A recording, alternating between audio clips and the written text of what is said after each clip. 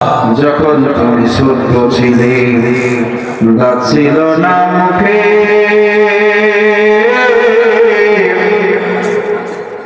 তরল খাবার দিলেন আল্লাহ মা জননীর বুকে, ঠিক কিনা বলেন? যখন আমরা ছোট ছিলাম আল্লাহ পাক রব্বুল আলামিন এমন একটা খানা ব্যবস্থা করেছেন, সন্তান ভূমিষ্ঠ হওয়ার পরে অন্য কোনো খানা গ্রহণ করতে পারে না, একমাত্র খানা তার হলো দুধ, যেটা আল্লাহ পাক রব্বুল আলামিন মায়ের স্তনের মধ্যে দান করেছেন। এটা ঠান্ডাও না গরমও না, একটা বাচ্চা ভূমিষ্ঠ হওয়ার পরে জীবনের প্রথম খাবারটা এমন খাবার আল্লাহ পাক বানিয়ে দিয়েছে যে খাবার খাওয়ার পরে পেটে কোনো সমস্যা হয় না, ভাত লাগে না, গোশত লাগে না, মুরগি লাগে না, গরু লাগে না, আল্লাহ পাক মায়ের বুকের দুধ দিয়া তাকে সুস্থ রাখি। যখন তুমি ছোট্ট ছিলে দাঁত ছিল না মুখে, তরল খাবার দিলেন আল্লাহ মা জননীর বুকে, সে আল্লাহ রে ভুইল না রে, সে আল্লাহ রে ভুইল না রে, জীবন জাগার থাক আল্লাহ রে ডাক রে বান্দা, আল্লাহ রে ডাক লা ইলাহা ইল্লাল্লাহ, জোরে লা ইলাহা ইল্লাল্লাহ। যারা বাইরে দাঁড়ায় রয়েছি ভিতরে ঢোকার চেষ্টা করি, এখনো সামনের দিকে জায়গা ফাঁকা রয়েছে। লা ইলাহা ইল্লাল্লাহ, লা ইলাহা ইল্লাল্লাহ, জোরে লা ইলাহা ইল্লাল্লাহ।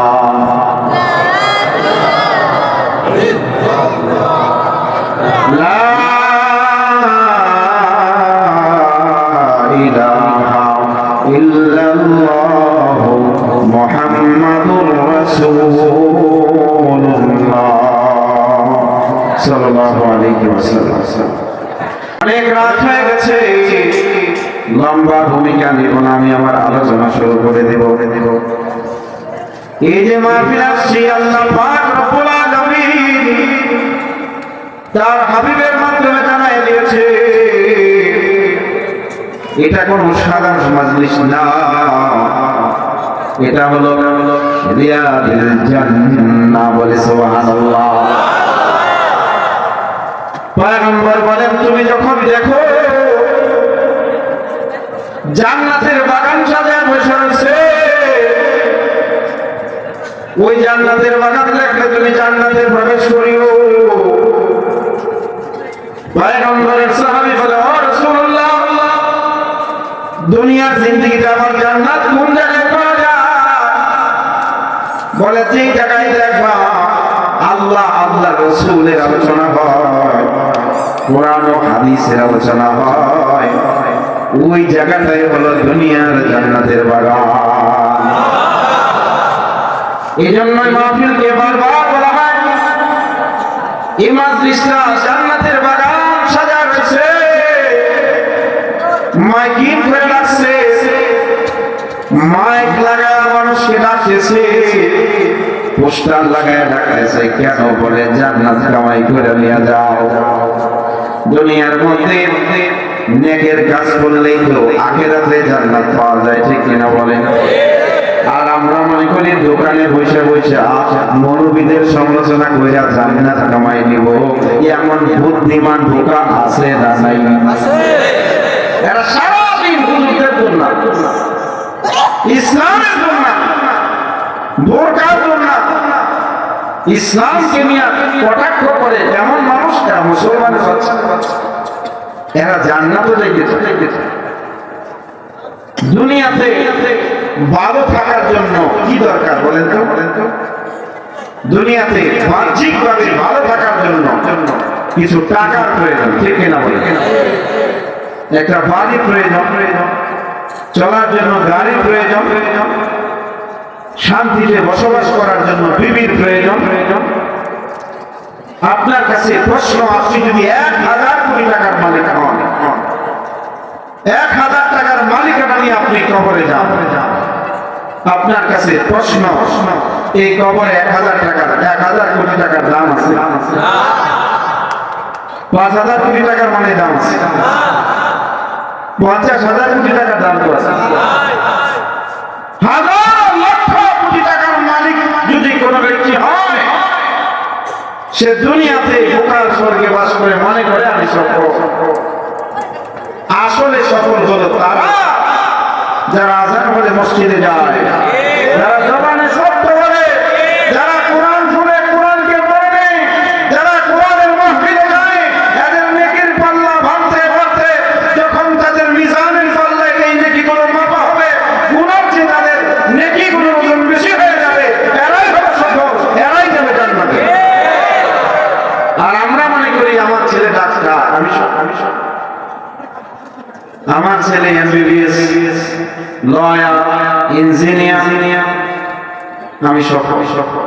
সফলতা এটা? ফামান যুহজিহা আনিন নার ওয়া উদখিলাল জান্নাতা ফাকাদ ফাজ। আল্লাহ পাক রব্বুল আলামিন বলে, যখন তোমার জান্নাতের ঘোষণা হয়ে যাবে, তুমি জাহান্নাম থেকে বাইচে যাইবা, জান্নাতের সার্টিফিকেট পাইবা হাসরের ময়দানে। ফাকাদ ফাজ, ওই সময় তুমি সফল হইবা। দুনিয়ায় তোমার 5টা ছেলেকে যদি তুমি বড় বড় পদে পৌঁছায় দাও, গাজীপুরের মতো জায়গায় কয়েকটা বিল্ডিং এর মালিক হয়ে যাও, 1000 কোটি টাকার সম্পদ তুমি ব্যাংকের ভিতরে জমা করো, 1000 কোটি টাকার সম্পদ, 5টা সন্তান তোমার সফলতার জন্য কোনো কাজে লাগবে না। ওই যে রিকশাওয়ালা রিকশাটা রেখে মসজিদে চলে যায়, রমজান মাসে শত কষ্টে করে একটা রোজাও ভাঙে না, শ্রমিক ভাই সকাল 8টার সময় অফিসে চলে যায়, একটা লাঞ্চের সময় বেরা দৌড়ে আগে মসজিদে যায়, আসে না নাই? দৌড়ে আগে মসজিদে নামাজটা পড়ে তারপরে খানা খায় আবার দৌড়ে মসজিদে চলে যায়, ডিউটিতে চলে যায়।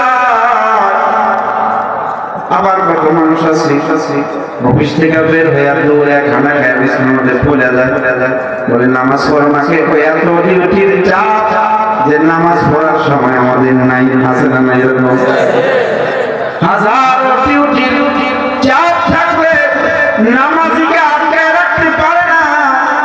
আবার যে নামাজ না পড়ে হাজারো ঘন্টা সময় পাইলেও সে নামাজ পড়ে না। এজন্য মুসলমান ভাইরা আমার, সফলতার জন্য 1000 কোটি টাকার প্রয়োজন না। দুনিয়ার জিন্দেগিটা যদিও আমাদের কষ্টের, কিন্তু ঈমান নিয়ে যদি কবরে যাইতে পারি, আমার জীবনের মতো দামি জীবন আর কারো হবে না, আর কারো। এই জন্য সফলতা ওই দিন আসবে জান্নাতি হয়ে যাবে। আর আমি মনে করি আমার ভাই কোন রকম চলে, পোলা পান্ডি ওই রকম করতে পারে নাই, এর জীবনটা শেষ। এটা শেষ নয়। আর যে 1000 কোটি টাকার মালিক হয়েছে সেও সফল নয়। আসল সফলতা ব্যর্থতার ফয়সালা হবে হাসরের ময়দানে, মিজানের পাল্লার সামনে, ঠিক কিনা বলেন?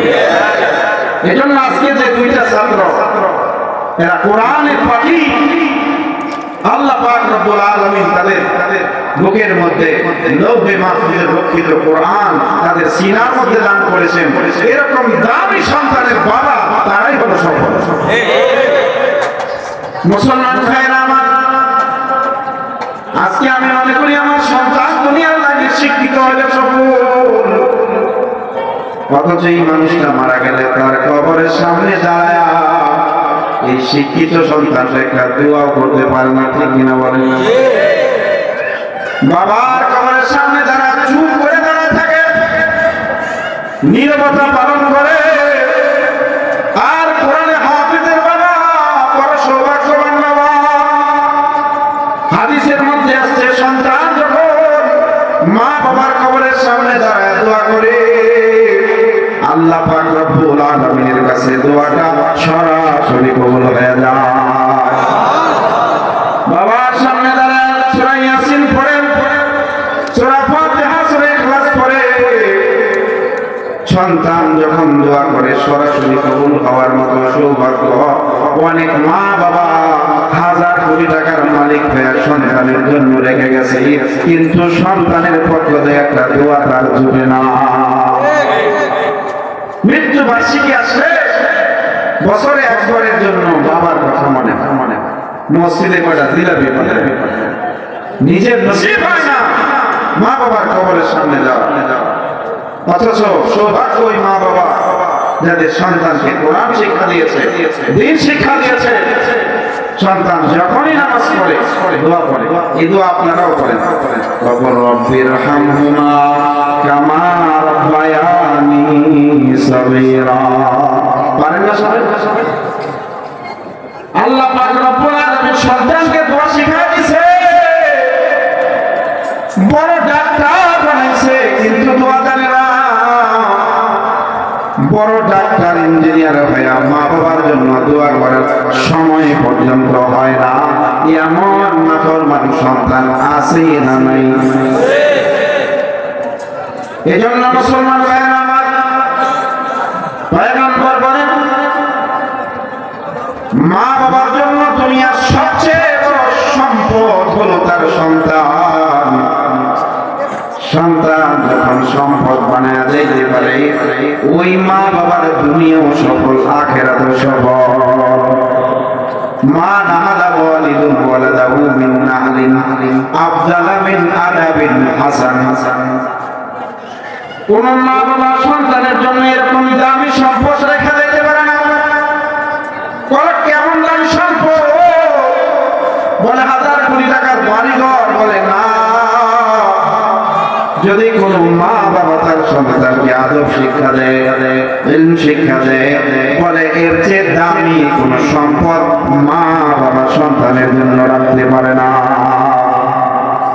আমরা মনে করি যে সন্তানের জন্য একটা বাড়ি করে দিয়েছে, মরে যাবো কেমনে থাকবো, কই থাকবো, কার কাছে যাইব, একটা বাড়ি করে দিয়েছে, টাকা পয়সা ব্যাংকে রেখে দিয়ে সন্তান 2 দিন পরে এগুলো পাইয়া মা বাপরে বইলা বিভিন্ন মৌজের মধ্যে ব্যস্ত থাকা, ঠিক কিনা বলে?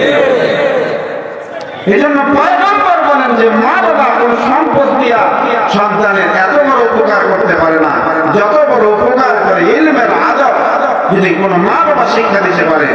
আফজাল মিন আদাবিন হাসান, ইলমের শিক্ষা, ভদ্রতার শিক্ষা, আখলাকের শিক্ষা, এটাই হচ্ছে সংসারের জন্য সবচেয়ে বড় দামি সম্পদ। বলে সুবহানাল্লাহ, সবচেয়ে বড় সম্পদ।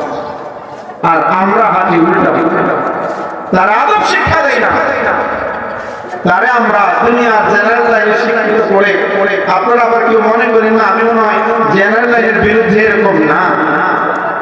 আমার কথা হলো আপনার ছেলে ডাক্তার হোক, সে যাতে ঘুষখোর না হয়, ঠিক কিনা বলেন?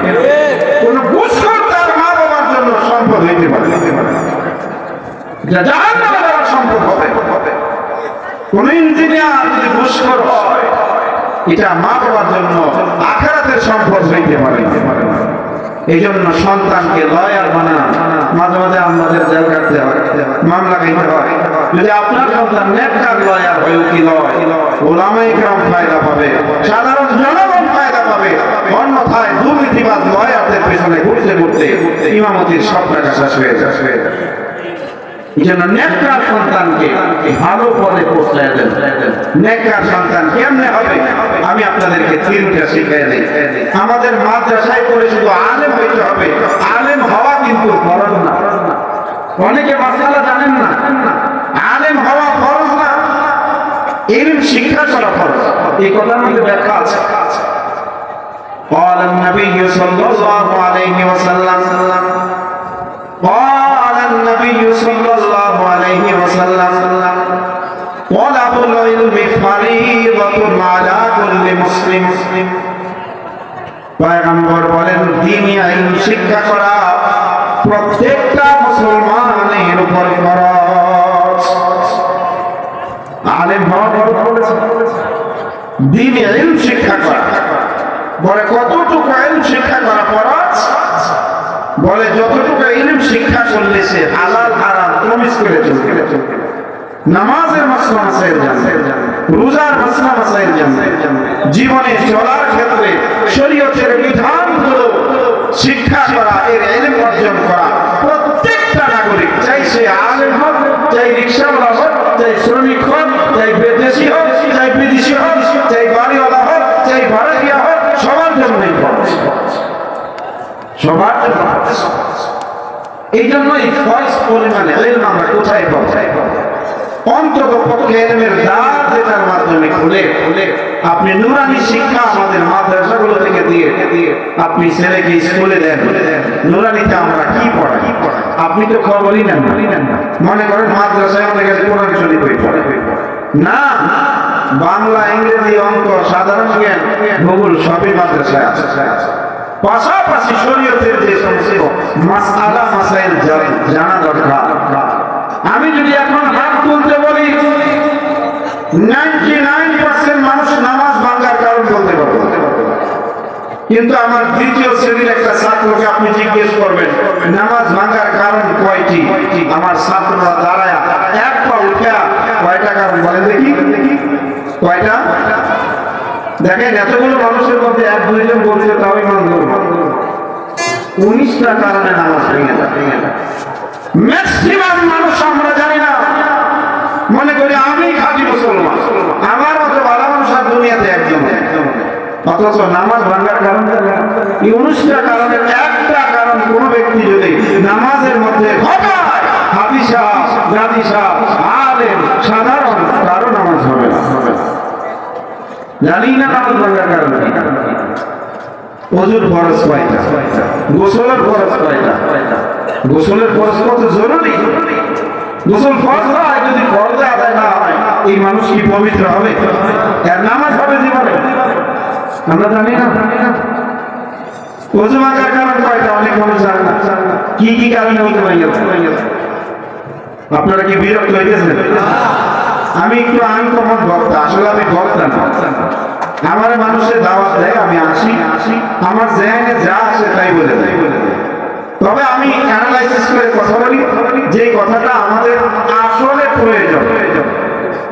আমি যদি এখন লম্বা একটা ইতিহাস ধরে বয়ান শুরু করে দেই, আপনাদের হয়তো শুনতে মজা লাগবে, কিন্তু আসলে ফায়দা কিছুই হবে না। এজন্য আমি হাসাইতেও পারি না, কাঁদাইতেও পারি না।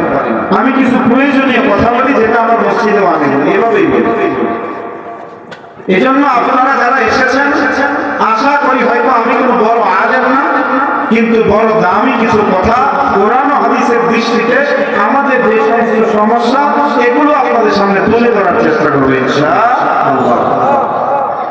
কারণ মানুষ ডাক্তারের কাছে যায় তার রোগ ধরার জন্য, রোগের চিকিৎসার জন্য, আর এই মাহফিলগুলোতে আমরা আছি ঈমানের চিকিৎসা করার জন্য, ঠিক কিনা বলেন? আজকে ঈমানের ঘাটতি আমাদের মধ্যে আছে না নাই? আজকে মুসলমান কালিমা পড়ে মুসলমান হয়েছে, এখনো কালিমার ব্যাখ্যা আমাদের জানা নেই। আসলে আমরা মুসলমান কিনা এখনো মানদণ্ড আমরা দাঁড় করাইতে পারি না। আমি আজকে ঈমানের উপরেই আলোচনা করব, কিন্তু প্রাসঙ্গিক কথাগুলো বের হয়ে গেছে, বলার চেষ্টা করতেছি। আপনাদের কষ্ট হইলে বলবেন, তাহলে আমি দ্রুত শেষ করে দেবো ইনশাআল্লাহ। মুসলমান ভাইয়েরা আমার, এই জন্য প্রয়োজনীয় যতটুকু ইলম এটা সবার জন্য। 80 বছরের বোনার জন্য যেরকম দরকার, 10 বছরের বালকের জন্য সেটা দরকার। আমরা অনেকে মনে করি যে আমার ছেলেটা আলেম হইতেছে, আমি মনে হয় এবার আমার অবস্থা একটু ভালো হবে, আমি সফল। কিন্তু আপনি যে নামাজ পড়তেছেন, আপনার নামাজ সই হয় কিনা আপনি যাচাই করেছেন? আপনি কি আপনার ছেলের কবরে যাবেন? আপনার কবরে আপনার ছেলে যাবে না, নিজের কবরে নিজে যেতে হবে। অতএব আমল নামা নিজেরটা নিজের গলায় ঝুলাবে, আরেকজনের গলায় আপনারটা ঝুলবে না। এজন্য নিজেরটা হিসাব নিজেকে করতে হবে। وَكُلَّ إِنسَانٍ أَلْزَمْنَاهُ طَائِرَهُ فِي عُنُقِهِ।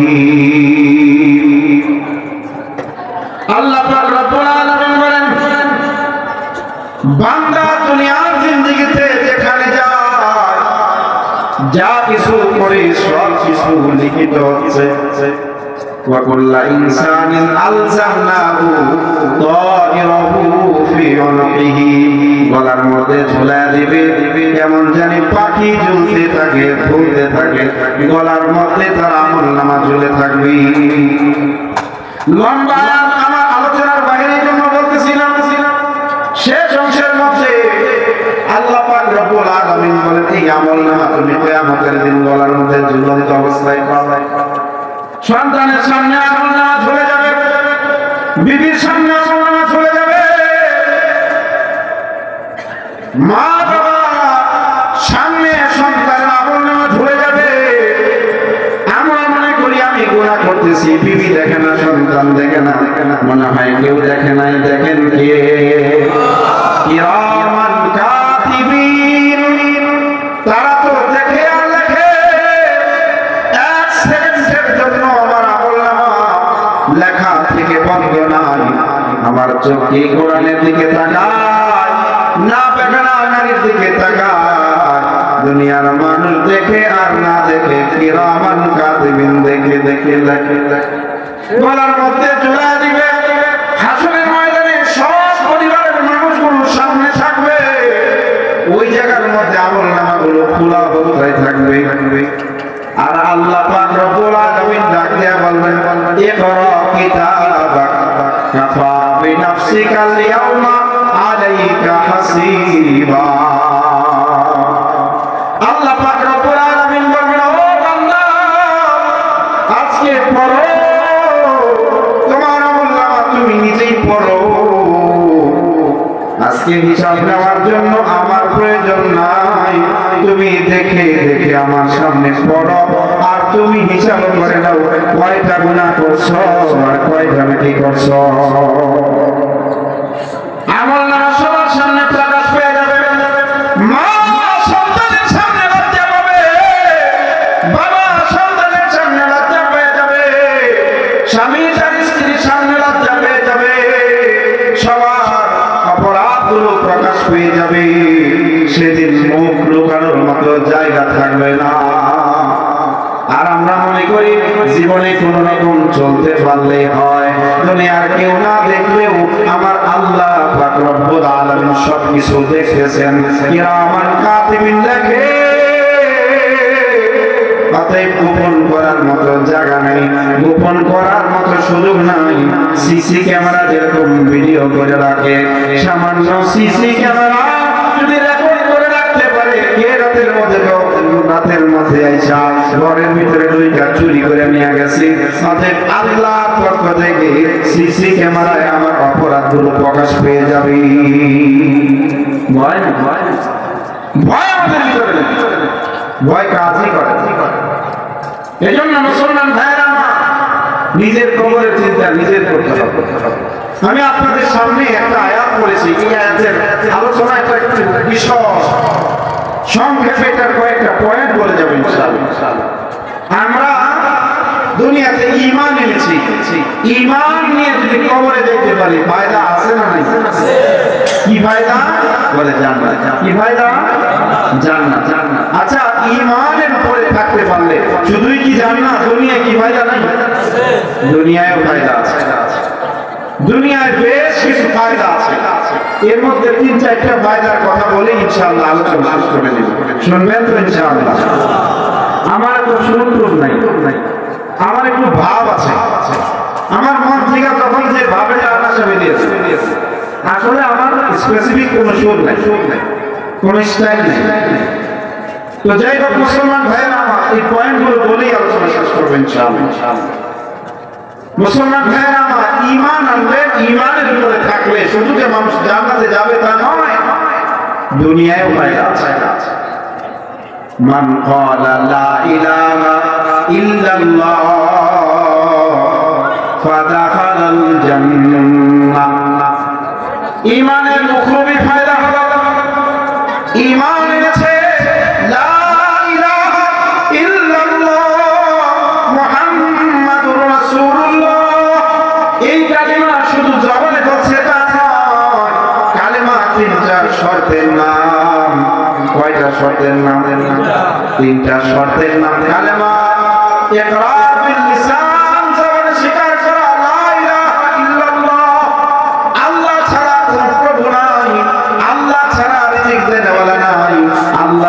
সুস্থতা দেনে वाला নাই, আল্লাহ ছাড়া হায়াত দেনে वाला নাই, আল্লাহ ছাড়া মাল দেনে वाला নাই। এই বিশ্বাস জবানে করা, অন্তরে বিশ্বাস করা, এই দুইটা শর্ত। 3 নাম্বার শর্তের নাম হলো আমল বিল আরকান। ইকরার বিল লিসান, তাসদীক বিল জিনান। এই দুইটা জিনিস মানুষের মধ্যে পাওয়া যায়। মুখে আমরা সবাই বলি লা ইলাহা ইল্লাল্লাহ, ঠিক কিনা বলেন? কালেমা বিশ্বাসী সকল মানুষ লা ইলাহা ইল্লাল্লাহ বলতে পারে, আবার মনে মনে বিশ্বাস করে। আসলে বিশ্বাস আছে না নাই দুনিয়ার মানুষের দেখার কোনো সুযোগ নাই। কারণ ঈমান হচ্ছে তার দিলের অবস্থার নাম। দিলের ভিতরে তার তাসদীক বিল জিনান আছে না নাই মানুষ জানে না, আল্লাহ জানে। কিন্তু আমরা আশা রাখি সবার ভিতরে ঈমান আছে, ঠিক কিনা বলে? জবানে বললাম, অন্তরে বিশ্বাস করলাম। আমল বিল আরকান, আমলে পরিণত করা। আমল কাকে বলে? শরীয়তের পক্ষ থেকে যে সমস্ত বিধানাবলী দেওয়া হয়েছে, এই বিধানগুলি পালন করার নাম হলো আমল। এখন কালিমায় বিশ্বাস করি, অন্তরে বিশ্বাস করি, জবানে স্বীকার করি, নামাজের সময় হচ্ছে না, আযান দিলে মসজিদের সামনে থেকে কেমনে পলায় যাবে এই বুদ্ধি ভাবে, ঠিক কিনা বলে? কেমনে যাওয়া যায় বলে হুজুর, জামা কাপড়ের সমস্যা, বাড়ি থেকে ফোন আসছে, ইমার্জেন্সি আছে না নাই? কেমন বুদ্ধি কইরা মসজিদের সামনে থেকে পলায় যায়। আবার ইমানদার দাবি করে আমি ইমানদার, অথচ রাসূল বলেন 3টা শর্তের নাম হলো ঈমান। ইকরার বিল লিসান, তাসদীক বিল জিনান, আমল বিল আরকান। আমরা 3 শর্তের মধ্যে 2টা যদিও মানে 3 নাম্বারটার বেলায় আমাদের খবর নাই, ঠিক কিনা বলে? মুসলমানের জবান দিয়া মিথ্যা কথা বলাকে গুনাহ মনে করে, এটা কি আমল হইল? গীবত করাকে গীবত মনে করে, মানুষের সমালোচনা করাকে স্বভাবে রূপান্তরিত করেছি। জানা নাই হুজুর এই কাম করছে না না করছে, শুনছে খালি, সারা এলাকা ছড়ায় না, আছে না নাই? কেউ যদি চুরি করে ধরা পড়ে, সে আল্লাহর কাছে ক্ষমা চাইলে মাফ করে দেয়। কিন্তু মানুষ এমন জাতি, সারা জীবনও এটা মাফ করে না, সারা জীবন তাকে এই অপরাধের জন্য তাকে গালিগালাজ করে। অথচ আল্লাহ পাক তাকে তওবা করলে মাফ করে দিতে পারে, ঠিক কিনা বলে? এজন্য মুসলমান ভাইরা আমার, আমলের বেলায় ঠনঠন, দাবি করি আমি ইমানদার। এজন্য আমরা শুধু মুখে বললে চলবে না, আমলে পরিণত করতে হবে। আর আমলে পরিণত করলে আমাদের সর্বোচ্চ ফায়দা হচ্ছে আল্লাহ পাক রব্বুল আলামিন জান্নাত দান করবেন। মান ক্বালা লা ইলাহা ইল্লাল্লাহ ফাদাখালাল জান্নাহ। কালেমা মুখে স্বীকার করেছে, এই কালেমার উপরে মৃত্যুবরণ করেছে, এই ব্যক্তিটা জান্নাতে চলে যাবে। এখন কথা হলো দুনিয়া কি ফায়দা নাই? বলে দুনিয়ার মধ্যেও ফায়দা আছে। কালেমার উপরে সমাজ যদি কালেমা প্রতিষ্ঠিত করতে পারে, সমাজের মধ্যে বেশ কিছু ফায়দা আছে। ব্যক্তিগত ফায়দা নয়, সামাজিক ফায়দা, রাষ্ট্রীয় ফায়দা। সমাজের মধ্যে কালেমা প্রতিষ্ঠিত হয়ে গেলে সব মানুষ উপকৃত হয়ে যায়। 1 নম্বর ফায়দা, কালেমার উপরে মানুষ যখন চলে আসে, কালেমার উপরে কেমনে আসে? বলে যে কালেমা পড়ছে আবার আমল করে, এমন সমাজের মানুষের জন্য আল্লাহ পাক ওয়াদা করতেছেন যে ও আমার বান্দারা, তোমরা যদি কালেমার উপরে আমলের উপরে চলে আসতে পারো, আমি তোমাদেরকে দুনিয়ার রাজত্ব দান করব। وعد الله الذين آمنوا منكم وعملوا الصالحات ليستخلفنهم في الأرض كما استخلف الذين من قبلهم। আল্লাহ পাক রব্বুল আলামিন বলেন, আমি ওয়াদা করতেছি দুনিয়ার রাজত্ব তোমাদের হাতেই থাকবে যদি তোমরা ঈমান আর আমলের উপরে চলে আসো। আমি আল্লাহ পাক রব্বুল আলামিন তোমাদেরকে দুনিয়ার রাজত্ব দান করব। সুবহানাল্লাহ বলেন। আমরা সবাই রাজত্ব চাই, সবাই আমরা ক্ষমতা চাই,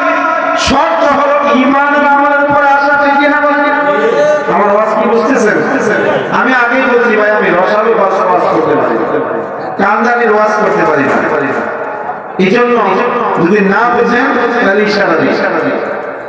তাহলে আল্লাহ পাক ওয়াদা করেছেন, ওয়াদাল্লাহুল্লাযিনা আমানু, যারা ঈমানদার তাদের জন্য আমরা ওয়াদা, যারা আমলের উপরে থাকবে, লা ইয়াস্তাখলিফান্নাহুম ফিল আরদ, জমিনের খেলাফত, জমিনের রাজত্ব এই ঈমানদার আমলওয়ালাদের উপরেই থাকবে। তাহলে ঈমান আর আমল আমরা যদি গ্রহণ করে ঈমানের আমলের উপরে থাকি, তাহলে আমাদের দুনিয়াবি এক নম্বর ফায়দা, দুনিয়ায় আমরাই বিজয়ী হব, আমরাই বিজয়ী হব। আমাদের পূর্বপুরুষরাও বিজয়ী ছিল, ঠিক কিনা বলেন? এখন বলবেন যে হুজুর তাহলে মৌলবীরা মার খায় যায়, এখন বলবেন হুজুর তাহলে মুসলমানরা সারা পৃথিবীর মধ্যে মার খায় কে? প্রশ্ন আসে কি আসে না? দুনিয়ার মানুষের মধ্যে একমাত্র মুসলমান জাতি যারা সব জায়গায় নির্যাতনের শিকার। আরাকানের মধ্যে মার খায়, ফিলিস্তিনে মার খায়, কাশ্মীরে মুসলমানরা মার খায়, বাংলাদেশের মধ্যে হক্কানি মৌলবীরা মার খায়, আছে না নাই? এগুলো কেন? আল্লাহ পাক রব্বুল আলামিন দুনিয়ার রাজত্ব দান করবেন ওয়াদা করেছেন, তারপরও কেন মুসলমানরা মার খায়? আপনার কাছে প্রশ্ন, আজকে মুসলমানরা কি ঈমান আর আমলের উপরে আছেন? 100% ভাবে যদি আমরা চিরুনি অভিযান দিয়া দেখি, সমাজের মধ্যে 10 জন আমলওয়ালা পাইলে 1000 বেআমল লোক পাওয়া যায়, ঠিক কিনা বলেন? 1000 মানুষের অপরাধের কারণে ওই 10 জনের উপরে বলা আসে। আল্লাহ পাক রব্বুল আলামিন বলেন, যাহারাল ফাসাদু ফিল বাররি ওয়াল বাহরি বিমা কাসাবাত আইদিন নাস। জলস্থলে যত বিপদ মুসিবত দেখো, এই সব কিছু তোমাদের হাতের কামাই, এই সব তোমাদের হাতের কামাই। আজকে বদ আমলের কারণে মুসলমানরা মার খায়, আর আমরা তো মুসলমান, আমরা কেন নির্যাতনের শিকার? কমে কি পরিমাণ নির্যাতন দেখছে, পয়গম্বর দেখেছে নির্যাতন কাকে বলে। শিহাবে আবি তালেবে 3 বছর পর্যন্ত বন্দী অবস্থায় সাহাবায়ে কেরাম ছিল। জানেন ইতিহাস আপনারা? মক্কার জমিনে কালেমা গ্রহণ করার কারণে মক্কার জমিনে নিজের জন্মস্থানে থাকতে পারেন নাই।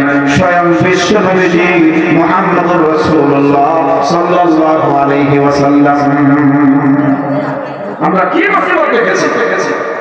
যার সৃষ্টি না হলে জমিন সৃষ্টি হতো না, যার সৃষ্টি না হলে জমিনের সৃষ্টি হতো না, তাকেও নির্যাতনের শিকার হওয়া লাগছে। কেন বলে? কালেমার উপরে থাকার কারণে, কালেমা গ্রহণ করার কারণে, কালেমার দাওয়াত দেওয়ার কারণে বিশ্ব নবীজি পর্যন্ত তার জন্মস্থান মক্কা নগরীতে থাকতে পারে নাই। নির্যাতনের পরে নির্যাতন সহ্য করে মদিনায় হিজরত করে চলে গেছেন, ঠিক কিনা বলে?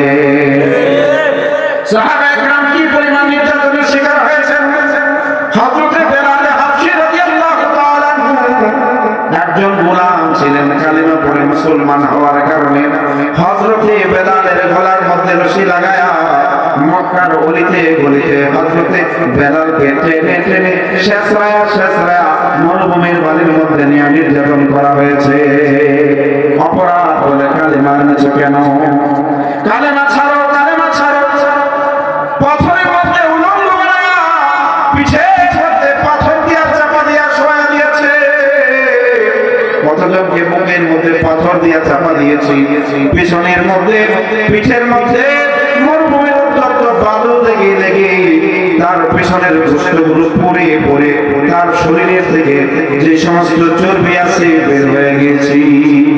অপরাধ বলে কালেমা কেন গ্রহণ করেছো? এই কালেমার জন্য সাহাবায়ে কেরাম নির্যাতনের শিকার হয়েছেন, বিশ্ব নবীজি নির্যাতনের শিকার হয়েছেন। অতএব মুসলমানেরও নির্যাতনের শিকার হওয়া লাগবে, এটা স্বাভাবিক।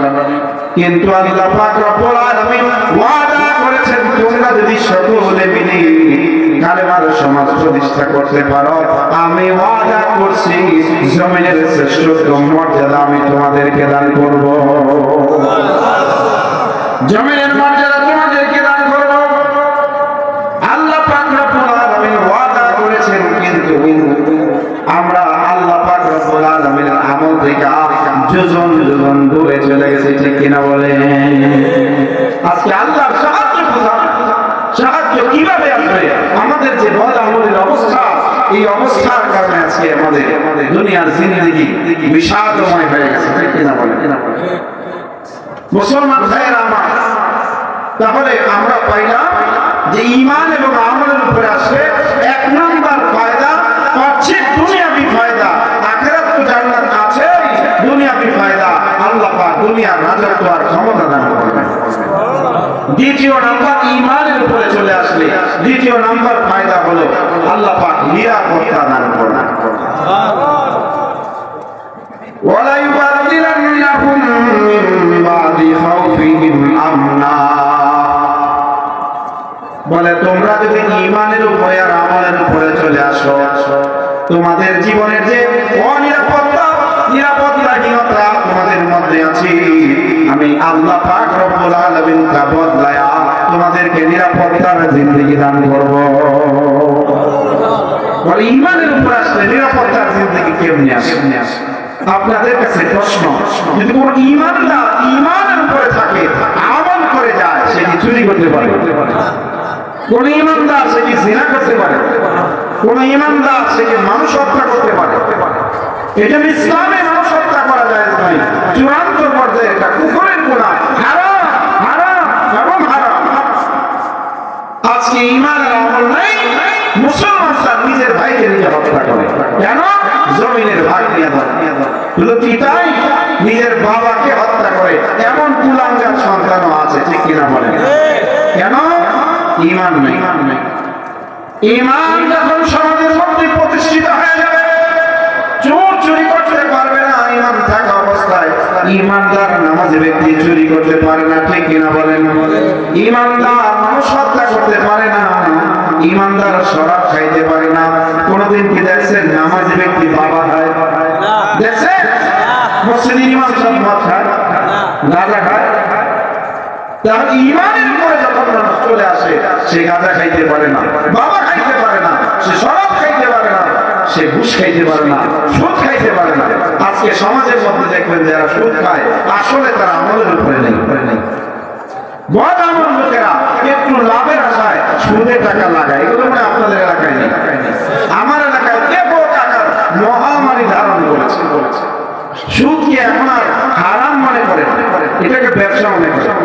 আল্লাহুল বাইআ, আল্লাহ ব্যবসাকে হালাল করছে। আমার এটা সুদের ব্যবসা, তো ব্যবসা তো হালাল। নাউজুবিল্লাহ কইবেন। জায়গায় জায়গায় মাল্টিমিডিয়া নাকি মাল্টি লেখা দেয়, এগুলো লেখা অফিস বানাই দিছে, অমুকমুখী তমুকমুখী বহুমুখী কল্যাণ সমবায়, এরকম ভাবে নাম দিয়া তারা সুদের ব্যবসা জারি করেছে। শরীয়তে এটা হারাম। মুসলমান ভাইরা আমার, ঈমান যখন সমাজের মধ্যে প্রতিষ্ঠিত হয়ে যাবে, মানুষের মধ্যে নিরাপত্তা চলে আসবে। কেমন নিরাপত্তা?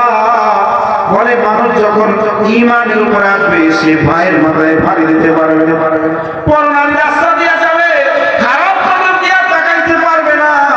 ঈমান থাকার কারণে ওই নারীকে মায়ের মর্যাদা দেয়া, ওই রাস্তায় নিরাপত্তা দেওয়ার দায়িত্ব মুসলমান যুবকরাই নিয়ে নেবে, ঠিক কিনা বলে?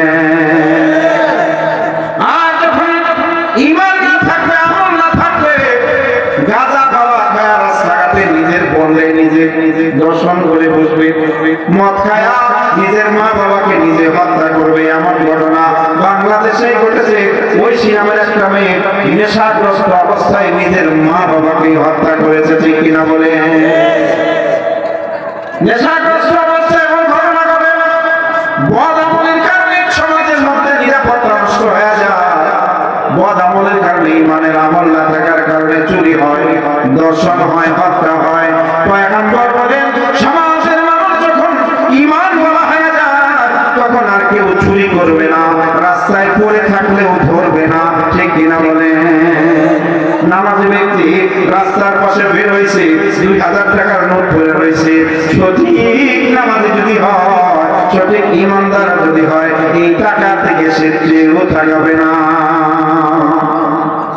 এই জন্য বলা হয়েছে, সাহাবায়ে কেরামের মতো ঈমানের আমল আসার কারণে শুধু শাম পর্যন্ত আরবের নারীরা চলে গেছে,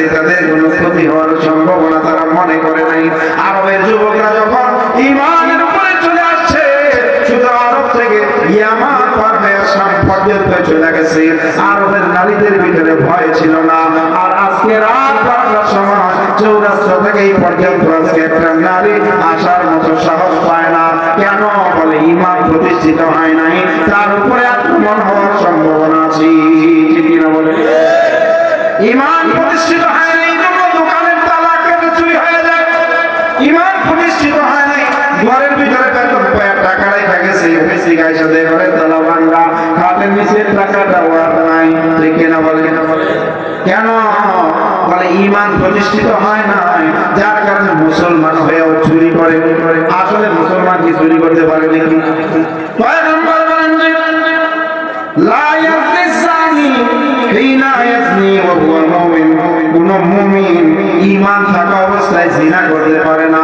তার মানে মুসলমানের বাচ্চা যখন জিনা করে বোঝা যায় তার মধ্যে ঈমান থাকে না। ঠিক না বলে? ওয়ালা ইয়াসরিকু সারিকু হিনা ইয়াসরিকু ওয়া হুয়া মুমিন। কোন চোর ঈমান অবস্থায় চুরি করতে পারে না।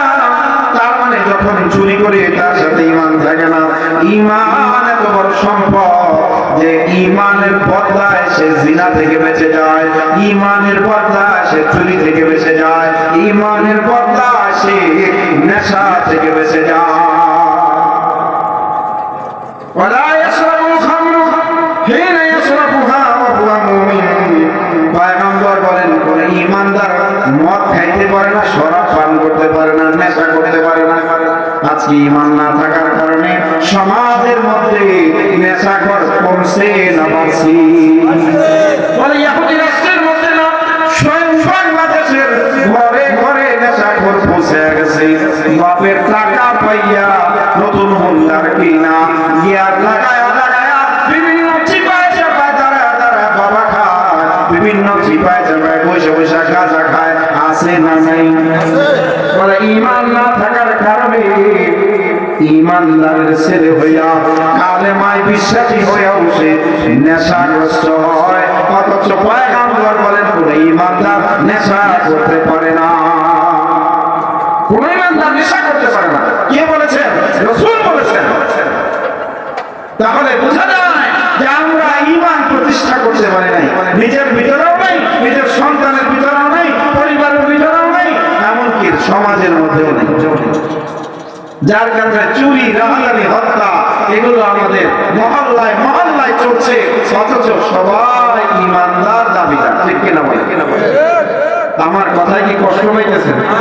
কারণ এই কথাগুলো অনেকের গায়ে রাখতে পারে, কিন্তু ডাক্তার যখন সুস্থ হওয়ার জন্য অ্যান্টিবায়োটিক দিতে একটা সিরাপ দেয়, আপনারা খান কি খান?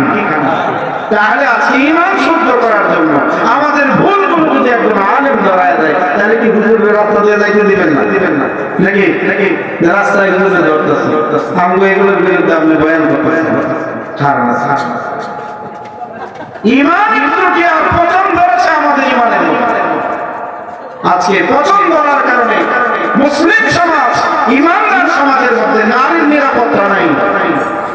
চোর বেড়ে গেছে, ডাকাতি বেড়ে গেছে, হত্যাকাণ্ড বেড়ে গেছে, সুদ-ঘুষ বেড়ে গেছে। আসলে ঈমান নাই। মুসলমান ভাইরা আমার, বয়ান লম্বা হয়ে যাইতেছে, সংক্ষিপ্ত করার চেষ্টা করব। ঈমানের ইহকালের আরেকটা ফায়দা হলো মনের প্রশান্তি আছে। ঈমানের টাকা দানিয়া যখন একবার আলহামদুলিল্লাহ বলে তার দিল ঠান্ডা হয়ে যায়। আলা বিযিকরিল্লাহি তাতমাইন্নুল কুলুব। মনে প্রশান্তি দরকার। ঈমানদার যখন আল্লাহর জিকিরে বসে যায়, দিল ঠান্ডা হয়ে যায়। পয়গম্বর যখন কোন মুসিবতে পড়ে যেতেন, পয়গম্বর নামাজে দাঁড়ায় যেতেন। নামাজে দাঁড়াইলে আল্লাহ পাক রব্বুল আলামিন পেরেশানি দূর করে দেন। বিপদের মুহূর্তে, পেরেশানির মুহূর্তে কোন ব্যক্তি যদি নামাজে দাঁড়ায় আল্লাহর কাছে হাত তুলে দোয়া করে, আল্লাহ পাক রব্বুল আলামিন শুধু তার পেরেশানি দূর করে না, পয়গম্বর বলেন এই ব্যক্তির যে মুসিবত আছে আল্লাহ পাক তার রহমত আর বরকতে তার ওই মুসিবত দূর করে দেন। আর আমরা বিপদ মুসিবতে পড়লে কাউন্সিলের পিছনে দৌড়াই, এমপির পিছনে দৌড়াই, নেতার পিছনে দৌড়াই, অথচ সাহায্য করার মালিক কে? আল্লাহ। আল্লাহ পাক চাইলে আমার দিল ঠান্ডা করে দিতে পারে, কিন্তু আমরা শান্তি খুঁজে আরেক টাকার মধ্যে শান্তি খুঁজে, অভাব অনটন, দারিদ্রতা, আমরা এগুলো বাদ দিয়া আল্লাহর কাছে চাওয়া বাদ দিয়ে আমরা দুনিয়া মাখলুকের পিছনে দৌড়ানোর কারণে আমাদের পেরেশানি দূর হয়। আরবিতে উর্দুতে একটা প্রবাদ বাক্য আছে, মার্জ বাড়তা গায়া জুজু দাওয়া, বলে যতই ওষুধ খাওয়ায় লোক খালি বাড়ে। আসলে না এরকম হয় না, ওষুধ খাই লোক কাজ করে না, খালি বাড়তে। তার মানে হাদিসের মধ্যে আসছে যে তুমি যে ওষুধ গ্রহণ করছো, হয়তো এই ওষুধের মধ্যে তোমার শিফা নাই, শিফা যে ওষুধ আছে ওইটা পর্যন্ত তুমি এখনো যাও নাই, এই জন্য তোমার ওষুধ খেয়ে অ্যান্টিবায়োটিক খাওয়ার কাজ করে। আজকে সমাজের মধ্যে মানুষ শান্তির জন্য টাকার পিছনে দৌড়াইছে, ঘায় এক জায়গায়, ওষুধ লাগায় আরেক জায়গায়, ওষুধ লোক ভালো হবে। মানুষ বাড়তা গায়া জু জু দাওয়া, যদি ওষুধ খাওয়াই কাজ হয় না, কেমনে কাজ হবে? রহমান রহিম তার কাছেই যেতে হবে, ঠিক কিনা বলেন? আমরা আজকে দুনিয়ার নেতার পিছনে ঘুরি, শান্তি আসবে? দুনিয়ার মধ্যে মানুষ ঈমান ছেড়ে দিয়ে ইমানের পথ ভুলে গিয়ে যখনই দুনিয়ার মধ্যে নিজেদের জ্ঞান মেধা কাটানো শুরু করেছে, দুনিয়া ততই অশান্ত হয়েছে। উদাহরণ দিয়ে আপনাদেরকে বোঝাবো, কেউ কষ্ট নিয়েন না। আমাদের দেশে পুলিশ আছে না? পুলিশ বাহিনীতে কয়েক লক্ষ মানুষ আছে যারা মানুষের নিরাপত্তা নিয়ে কাজ করে। মানুষ কি নিরাপত্তা পেয়েছে? আর্মি আছে, বিডিআর আছে, র্যাব আছে, এত বাহিনী থাকার পরেও মানুষের নিরাপত্তা নেই, ঠিক কিনা বলেন? কেন নাই? নিরাপত্তা দেন কে? নিরাপত্তা দেন স্বয়ং আল্লাহ। আমরা আল্লাহর কাছে চাই না, আসবাবের কাছে চাই। আল্লাহ পাক রব্বুল আলামিন বলেছেন তোমরা ঈমানের উপরে আছো, আমি তোমাদেরকে নিরাপত্তা দিব। আর আমরা নিরাপত্তা খুঁজি পুলিশের কাছে। পুলিশ মানুষের নিরাপত্তা দিতে পারবে না যদি আল্লাহ পাক না দেয়। মানুষের ভিতরে যখন ঈমান এসে যাবে, ওই যে বলেছি চোর চুরি করতে পারে না। ঈমান থাকলে আপনি 10 টাকা মানুষের কাছ থেকে মাইরা খাইতে পারবেন না। আপনার ঈমান আপনাকে বাধা দিবে, আপনি রাতের বেলা ঘুমাইতে পারবেন। মুসলমান ভাইয়েরা, পুলিশের দরকার নেই, র্যাবের দরকার নেই, সমস্ত জেলখানা বন্ধ হয়ে যাবে যদি আমরা 5 ওয়াক্ত নামাজি হয়ে যাই, ঈমানের উপরে পূর্ণ বিশ্বাসী হয়ে যাই। এই দেশের ভিতরে একটা হত্যাকাণ্ড ঘটবে না, খোদার কসম করে বলি, একটা হত্যাকাণ্ড ঘটবে না। কিন্তু যখনই আমরা কোরআনের বিধান বাদ দিয়ে আমরা দুর্নীতি দমন করার জন্য দুর্নীতি দমন কমিশন গঠন করেছি, তখন দেখা গেছে দুর্নীতি দমন কমিশন নিজেই দুর্নীতিগ্রস্ত হয়ে গেছে। তার দুর্নীতি ধরার জন্য আরেকটা কমিটি গঠন করা হয়েছে, সেও ঘুষে আমল রিপোর্ট দিয়েছে। এই জন্য দুর্নীতি দেশ থেকে বন্ধ করা সম্ভব নয়। কোনদিন আইন করে মানুষকে নামাজের ট্রেনিং দিয়ে দেন, অপরাধীকে ধরে ধরে কোরআনের শিক্ষা দিয়ে দেন, আমলের শিক্ষা দিয়ে দেন। এই ব্যক্তি যখন ফিরে যাবে, সে হাজার কোটি টাকা পাওয়ার সুযোগ পাইলেও ঈমান আর আমল থাকার কারণে তার জিন্দেগিতে কোনোদিন সে আর দুর্নীতি করবে না। এই জন্য আমি উদাহরণ দিয়েছি, মানুষ বার্তাগা জুজু দেওয়া, যতই ওষুধ খাওয়াই লোক খালি বাড়ে। কেন না বাড়বে না? আজকে আমরা অপরাধ দমন করার জন্য অপরাধ দমন ট্রাইব্যুনাল করলাম, যাকে নিয়োগ দিলাম সে কি বিশ্বাস? সে তো মানুষ, তার দ্বারা ঘুষ খাওয়ার সম্ভাবনা আছে। তাকে আমি ট্রেনিং না দেয়া, তাকে আমি সব ধরনের কি বলে এটাকে নিরাপত্তা, ইসলামী নিরাপত্তা না দিয়ে তাকে দুর্নীতি দমন কমিশন বানাই দিলাম, সে নিজেই দুর্নীতিতে লাগে। আমাদের দেশে ভাইরাল একটা ঘটনা, পরিমণি বাংলাদেশের মধ্যে একটা সিনেমার জগতে সুপারস্টার। এই পরিমণি মদ খায়া, মদ লয়া বার সহ ঘরের ভিতরে মদের বার বানায় ধরা গেছে। খবরে দেখছেন না আপনারা? ধরা খাওয়ার পরে পরিমণির এই মামলা তদন্ত করার জন্য এক অফিসার নিয়োগ দিছে। কিছুদিন পরে ঘটনা ঘটছে এরকম, পরিমণি ওই অফিসারের সাথে ঘটনা ঘটাই দিচ্ছে। অফিসারের সাথে ঘটনা ঘটে, যিনি মামলার তদন্ত করতে আসছে তার নিজেরই নাই চরিত্রে ঠিক পরিমণির প্রেমে পড়ে গেছে। আজকে আমরা কোন পথে আছি? মাদক দূর করতে হবে, ইমানের পথে আসতে হবে, দেশের মানুষকে ইমানের শিক্ষা দিতে হবে।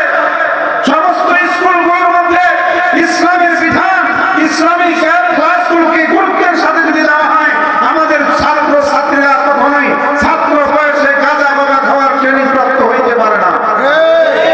আমরা দেখেছি কলেজ ইউনিভার্সিটিতে যায়, কিছুদিন পরে অবৈধভাবে সন্তান প্রসব করছে।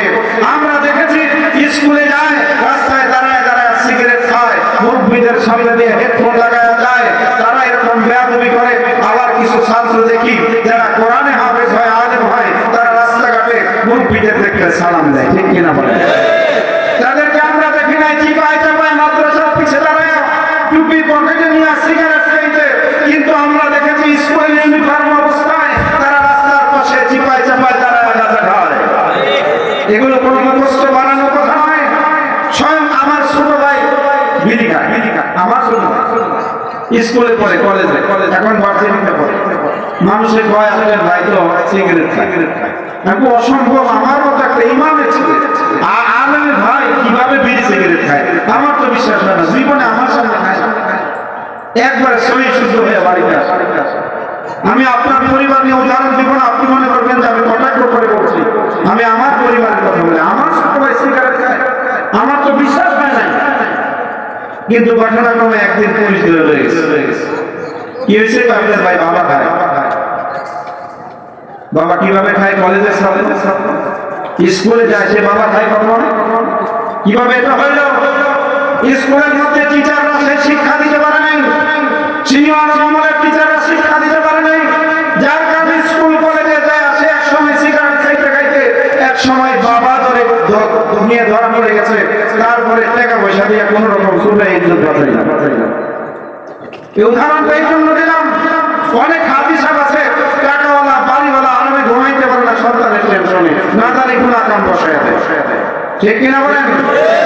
অনেক বাড়িওয়ালা, অনেক গাড়িওয়ালা এরকম ভাবে টেনশনে থাকে সন্তানকে নিয়ে। এজন্য আমাদের সন্তানরা তখনই ইমানদার আমলওয়ালা হইলে শুধুমাত্র তখনই নিরাপদে আমরা থাকতে পারবো, তখনই আমরা শুধুমাত্র নিরাপদে ঘুমাইতে পারবো। আজকে ইমান আর আমলের শিক্ষা না থাকার কারণে আজকে অনেক ভালো ভালো পরিবারের সন্তানগুলো নেশাগ্রস্ত হওয়ার কারণে তারা পরিবারের সন্তানকে বিয়ে করায় দেয়, বউ থাকে না, মারধর করে। এরকম সমাজের মধ্যে আছে না? এই জন্য মুসলমান ভাইয়েরা আমার, সব অপরাধ দূর হয়ে যাবে, সব অপরাধ দমন হয়ে যাবে যদি আমরা ইমানের উপর আসতে পারি, নিজের পরিবারকে ইমানের উপর আনতে পারি। তাহলে আমাদের মধ্যে, সমাজের মধ্যে শান্তি আসবে, ঘরের মধ্যে শান্তি আসবে, মিল আর মহব্বত থাকবে। এজন্য সর্বশেষ যে কথাটা বলবো, মুসলমান ভাইয়েরা আমার, ইমানের পার্থিব আরেকটা ফায়দা হলো ধন সম্পদ বেড়ে যাবে, মানুষের রিজিক বেড়ে যাবে। আল্লাহ পাক রব্বুল আলামিন ঈমান আর আমলের উপরে থাকলে মানুষকে সব ধরনের মুসিবত থেকে ফিরাইয়া এক সময় আল্লাহ পাক তাকে আরামের জিন্দেগি দান করেন। সুবহানাল্লাহ। এখানে আয়াত আছে, হাদিস আছে, ব্যাখ্যা করার সুযোগ ছিল কিন্তু সময় নেই। এজন্য মুসলমান ভাইয়েরা আমার, ঈমানের উপরে আসলে যে রিজিকের জন্য আমার পেরেশানি, যে শান্তির জন্য আমার পেরেশানি, আল্লাহ পাক ঈমান আমলের উপরে থাকলে শুধু জান্নাত দিবে তা না, দুনিয়ায় আমার রিজিকের অভাব দূর করে দিবে। হাদিসের মধ্যে আছে, হয় মাল বাড়ায় দিবেন অথবা আল্লাহ পাক রব্বুল আলামিন যা কামাই আছে এর মধ্যে বরকত দিবেন। দেখবেন অনেক টাকা পয়সার শান্তি নাই, সাধারণ একজন ব্যক্তি অল্প রুজিওয়ালা শান্তিতে থাকে, ঠিক কিনা বলেন?